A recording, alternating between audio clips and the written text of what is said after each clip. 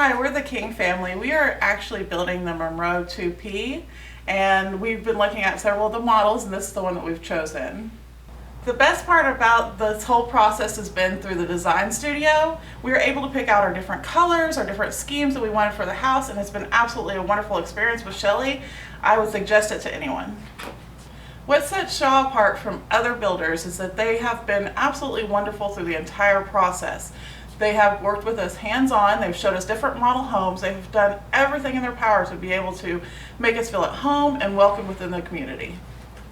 My advice would be, if you're looking to build with Shaw, to possibly take just a deep breath. I had some issues personally with being stressed out, and this process is so seamless. They work with you, they make you happy and feel like you're home. So just take a deep breath and relax.